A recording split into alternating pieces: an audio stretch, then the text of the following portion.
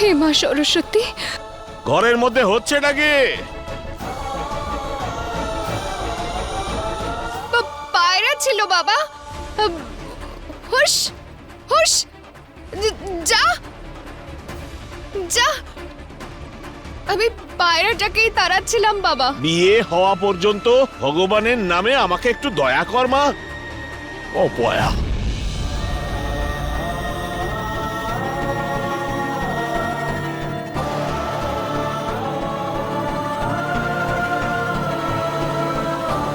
যদি বিয়ে হয়ে যায় আমার জীবনে যে সবচেয়ে বড় ক্ষতি হয়ে যাবে মা গঙ্গা। আমায় কোনো ছেলের পাল্লায় ফেলো না প্লিজ। আমি বিয়ে করতে চাই না। 21 বছরে 21টা উপহার, এটাই তো ট্রেন্ড, তাই না?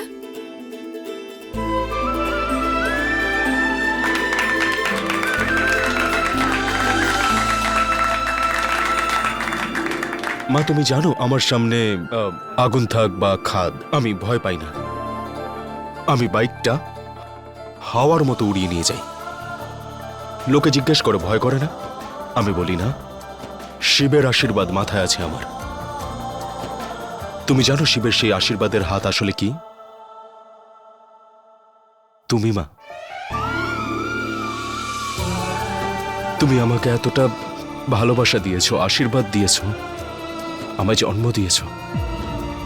আমার এসব কিচ্ছু প্রয়োজন নেই মা, কিন্তু থ্যাঙ্কস। প্রথমে উইশ করতে দেরি করে ফেললে, এখন গিফট দিতে দেরি করছো। আমরা তো তোমার দোকানেই আছে, পছন্দের ভুলে কিছুই- গেছে আনতে। কি বলছো তুমি? ভারী অদ্ভুত।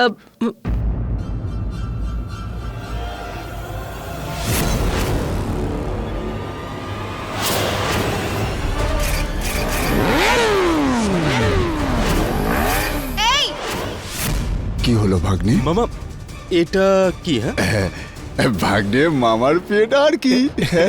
মামা সেটা তো বুঝতে পেরেছি, পেট ঠিক আছে, এটা কি?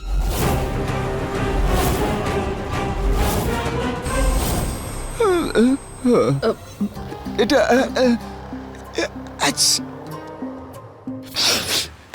ওই আসলে ওর সর্দি হয়েছে তো, সেই জন্য রেখেছে মামা এটা। সত্যিই ঠান্ডা লেগেছে তো? আসলে এরকমই একটা লাল রঙের পতাকা না আমার রেসের ওখানেও ছিল। ভগবান। অনেক খুঁজেছি কিন্তু পাইনি।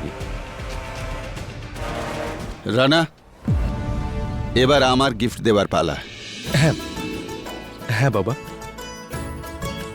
আমি তোর জন্যে একটা পাত্রী দেখেছি। বেবি লাভস বৌদি। পাত্রী দেখেছি বটে, কিন্তু পছন্দ তুই করবি। এই দেখ তার ফটো।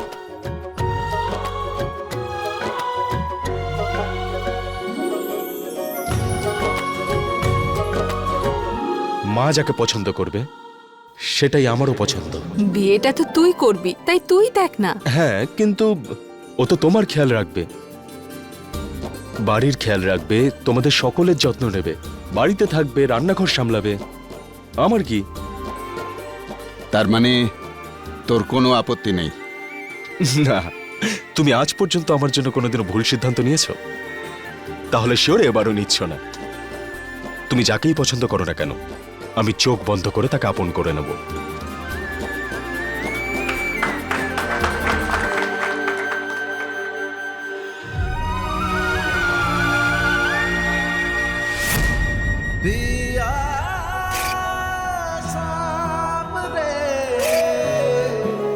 এই শহরের যে জিনিসটা আমার পছন্দ হয়ে যায় না, সেটাই আমার হয়ে যায়।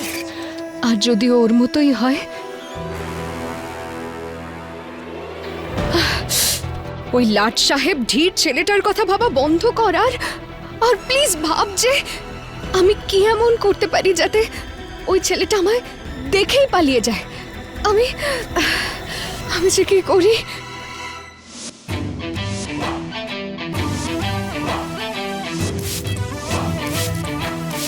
আজ তো আমি আমার নাতি রানার আগে নজর কাটাবো। আগে দেখে তো নিন শাশুড়ি মা, ওকে সত্যি অত সুন্দর লাগছে কি না। দেখো আজ কত সময় লাগাচ্ছে। রানা, বলছি আজকের মধ্যে তুই রেডি হতে পারবি তো নাকি? এই আমার রেসের চ্যাম্পিয়ন, এই শহরের সম্মান আর ত্রিপাঠী ফ্যামিলির প্রাণ, বার্থডে বয় রানা ত্রিপাঠী নয় তো? আর এটা আবার আমার দুষ্টু ভাই নয় তো? হ্যাঁ, কি হচ্ছে দাদা, এবার তো অন্তত নাম ধরে ডাকো। হ্যাঁ, হ্যাপি বার্থডে দাদা। Thank you. কখন ফিরলি? এই তো আজকে সকালে, ওই কাজের কারণে দুদিন বাইরে ছিলাম, হ্যাঁ, তোমার রেসটা মিস হয়ে গেল। ছাড় ভাই, সে তো হতেই থাকে। আচ্ছা দাদা, আমি শুনলাম যে ফিনিশ পয়েন্টে লাল পতাকা ছিল না? ছিল না? হ্যাঁ, কিন্তু ও ছিল। ও কে ছিল?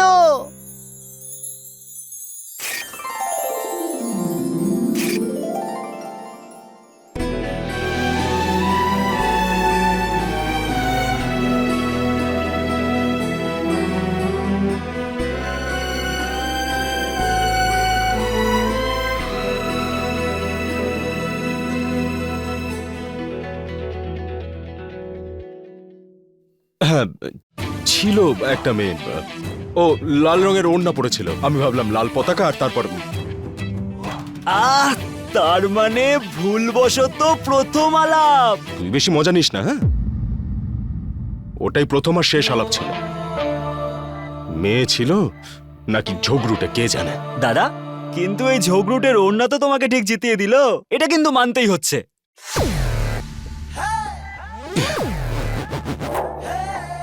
দেখ ভাই, শোন, ব্যাপারটা হচ্ছে যে আমার না জেতার অভ্যেস হয়ে গেছে।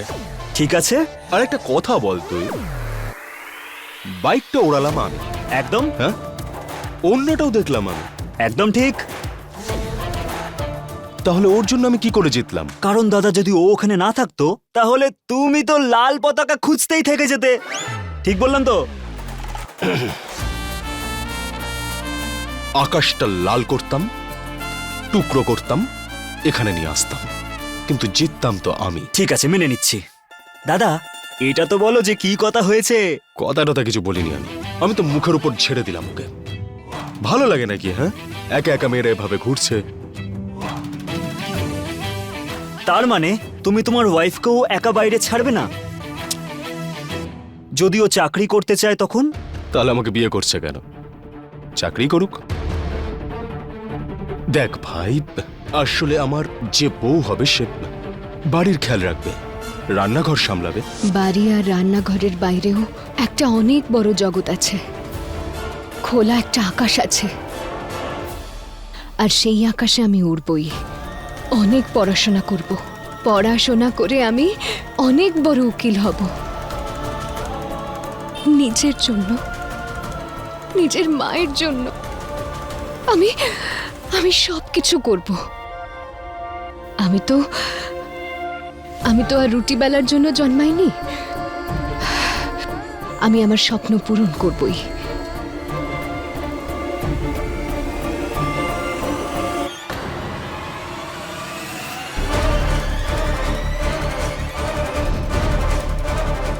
এবার আমি এমন করে সাজবো যে পাত্র আমার মুখ দেখে গঙ্গার স্রোতের ধারার মতো দৌড়ে পালিয়ে যাবে।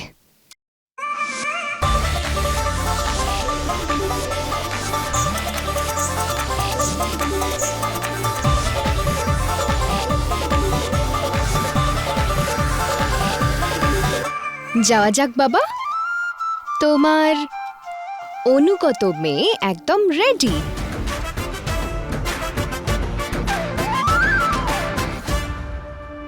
বৌদি, বৌদি, বৌদি! রাখিদি, তুমি? হ্যাঁ, আমি। আর কে? তুমি জানো, যখনই আমি মিঠির বিয়ের ব্যাপারে শুনেছি, আমি তীর্থযাত্রা ছেড়ে চলে এসেছি। কিন্তু তোমার মুখটা দেখে তো মনে হচ্ছে আমাকে দেখে তোমার শাটার ডাউন হয়ে গেছে। না না দিদি, ওই আমি জানতাম না তো তুমি আসবে। হ্যাঁ? কি? দিদি, দিদি কি হলো? এখন আমাকে দাদার বাড়িতে আসার জন্য ফোন করে আসতে হবে। আমি কি একটু তীর্থযাত্রায় গেছি, তুমি তো আমাকে পর করে দিয়েছো শাটার ডাউন করে। ভয় পেও না পিসি, আমি তো মিঠি। আস্তে, তুই পিসির শাটার ডাউন করে দিবি নাকি? হ্যাঁ, আরে হয়েছেটা কি এত চেঁচামেচি কিসের? আরে আমার বোন রাখি, তুই কবে এলি? দাদা আমি তো এসেছি, কিন্তু এসে মনে হচ্ছে আমি কেন এসেছি।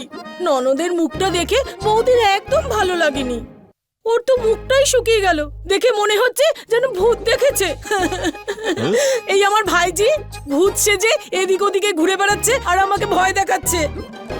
দাদা, যদি আমি তোমার এই বিধবা বোন তোমার কাছে বোঝা হয়ে থাকে তাহলে বলে দাও, আমি আমার নিজের ঠিকানা খুঁজে নেব শাটার ডাউন আরে করে। না না বোন, ওদের দুজনের ব্যাপারে কেন ভাবছিস? ছাড় তো, তুই সব সময় আমার কাছে থাকতিস আর এখনো থাকবি।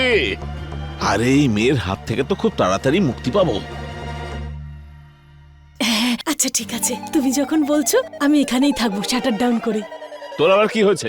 এত বড় ঘোমটা কেন মুখে? হ্যাঁ, আরে এই অপয়া, তোর মুখটা একবার দেখা তো দেখি। মুখটা আসলে পিসি, যখন থেকে বিয়ের কথা চলছে না তখন থেকেই আমার লজ্জা করছে। তাহলে শাটার ডাউনই থাকুক। ভালোই হয়েছে, ওর অশুভ দৃষ্টি আমার উপর না পড়লেই হলো। আচ্ছা তাড়াতাড়ি করো, অটো ডেকে নিয়েছি, ছেলের বাড়ির লোক অপেক্ষা করবে। জিনিসপত্র নিয়ে চলে এসো, চলো।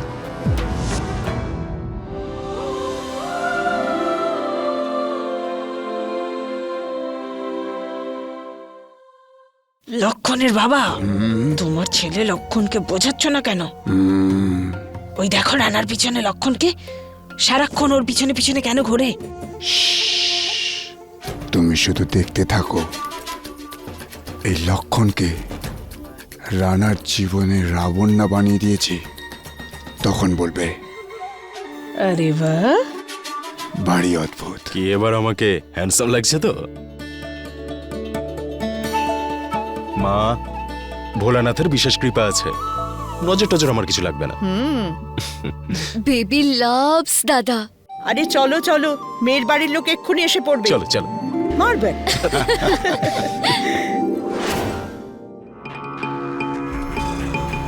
চলো তোমরা দুজন ওঠো, আমরা ওই পেছনের অটোটায় যাচ্ছি। এই অটো, এই অটো দাঁড়াও।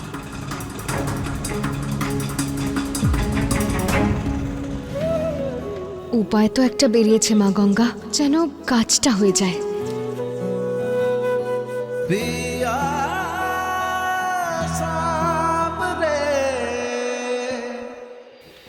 এবার তো সব কাজ ওর মুখ দেখার পরই করব আমি।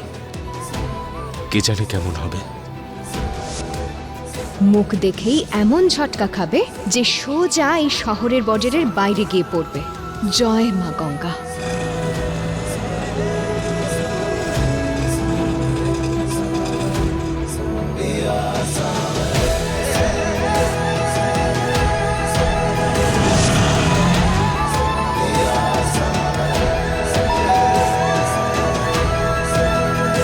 মনে হচ্ছে ওনারা চলে এসেছেন। এসো।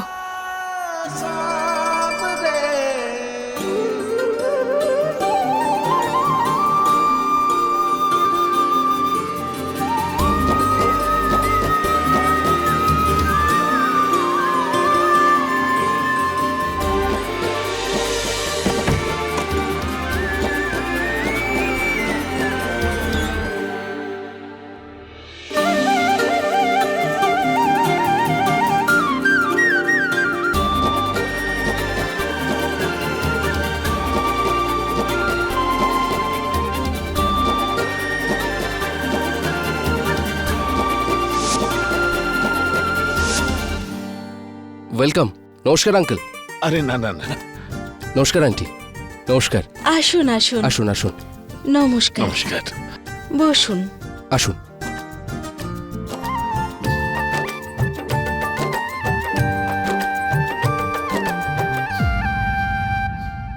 ইনি আমার ঠাকুমা। নমস্কার নমস্কার।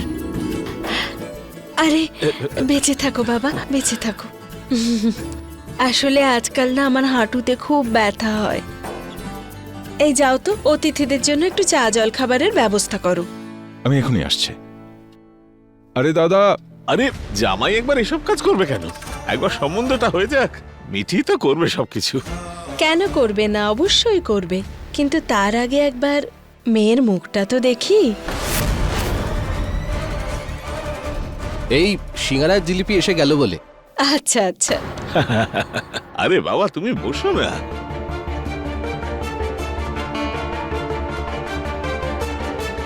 আমার তো ছেলেকে আলাদা করে আমার মুখ দেখানোর ছিল, কিন্তু পুরো পরিবারের সামনে নয়। ওই কি জানেন তো, আমাদের এই মেয়ে না খুব সংস্কারী। আজকে ও নিজের রাশিফল দেখেছে।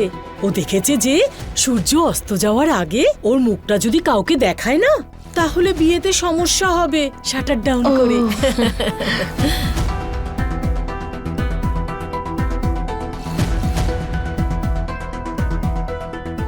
আমি এক্ষুনি নিয়ে আসছি।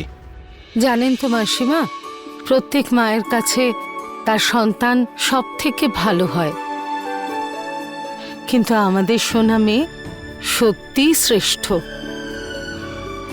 এই তো সবে কলেজ পাশ করলো, আর ক্লাস 1 থেকে এখন অবধি সব সময় প্রথম হয়েছে একদম।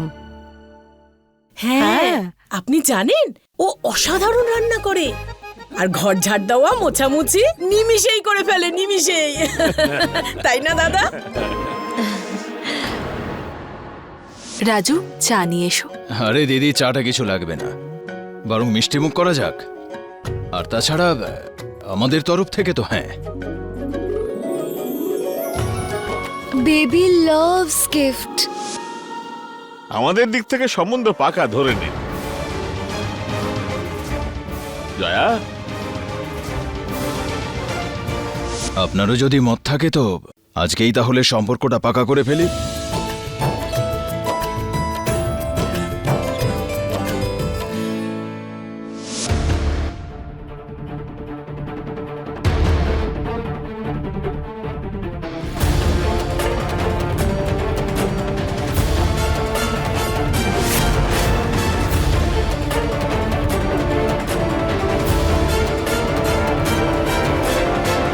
সুশান্ত বাবা, যা না, গিয়ে একটু বরণ ডালা আর উপহারের খামটা নিয়ে আয় তো। হ্যাঁ, এক্ষুনি নিয়ে আসছি।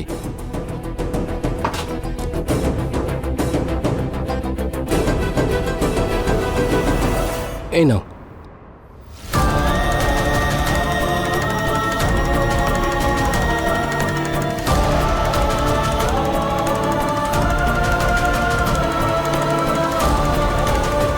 চির সুখী হও বৌমা। এবার তো তোমায় বৌমা বলতে পারি, তাই না? বৌমা? হে মা গঙ্গা, আমি তো উকিল হতে চাই, বৌমা নয়। নির্মলবাবু আছেন না, আমাদের শহরের এমএলএ। ওনার মেয়ে মেনকার সাথে আজই রানার বিয়ের কথাবার্তা পাকা হবে। আমি চাইছি যে বিয়ের আগে রানা ভালোভাবে লেখাপড়া করে নিজের পায়ে দাঁড়াক। সেই সঙ্গে ভাবছি যে মিঠিমায়ের অ্যাডমিশনও রানার কলেজেই করিয়ে দিই, যাতে ও রানার লেখাপড়ায় সাহায্য করতে পারে। ওই কলেজে তুমি ফিজ নিয়ে ভেবো না একদম, সেসবের দায়িত্ব আমি নিচ্ছি। আমার ছেলের বিয়ের সম্বন্ধ হচ্ছে, আমি কেন এই মেয়ের জন্য খরচা বাড়াবো? এখন এই সুশান্তর সঙ্গে মেয়েটাকে জুড়ে দিতে পারলেই বাঁচি।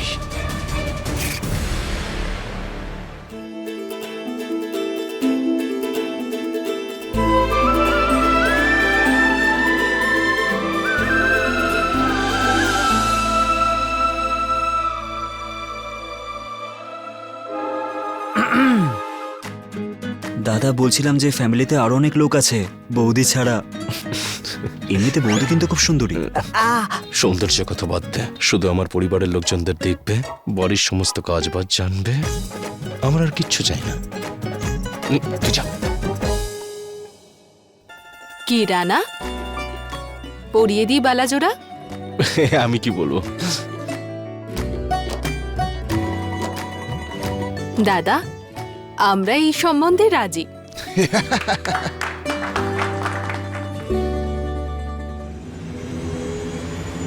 এবার আমিও উপহার দিয়ে এই সম্বন্ধটা পাকা করে ফেলি। এই নাও মা। আরে নাও নাও।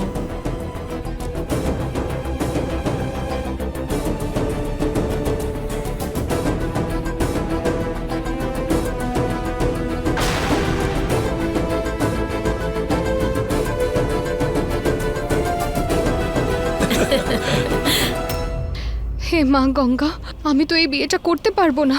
কি করব এখন? কেন করলি এমনটা তুই? ছাড়ো না, লোকে কি ভাববে? লোকেদের ভাবনা নিয়ে যদি এতই ভাবনা ভাবো, তবে আসার আগে মেয়েটার মুখটা দেখতে। তো আমি পড়তে চাই, আমি বিয়ে করতে চাই না বাবা। বিয়ে করবি না তুই? সারা জীবন আমার বুকের মধ্যে বাটনা বাটবি তুই?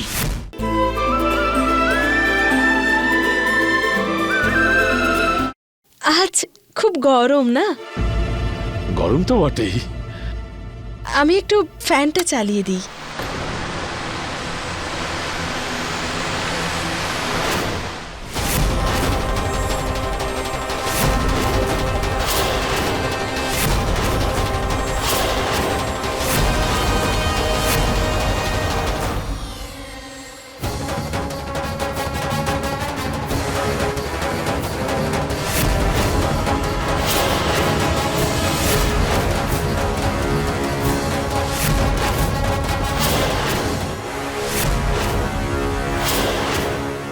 কেন করলি এমনটা তুই? ছাড়ো না, লোকে কি ভাববে? লোকেদের ভাবনা নিয়ে যদি এতই ভাবনা ভাবো, তবে আসার আগে মেয়েটার মুখটা দেখতে। তো আমি পড়তে চাই, আমি বিয়ে করতে চাই না বাবা। বিয়ে করবি না তুই? সারা জীবন আমার বুকের ওপর বসে বাটনা বাটবি নাকি?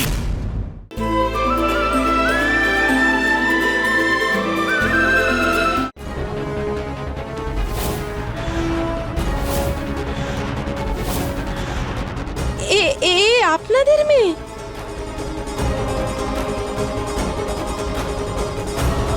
এসব কি মা?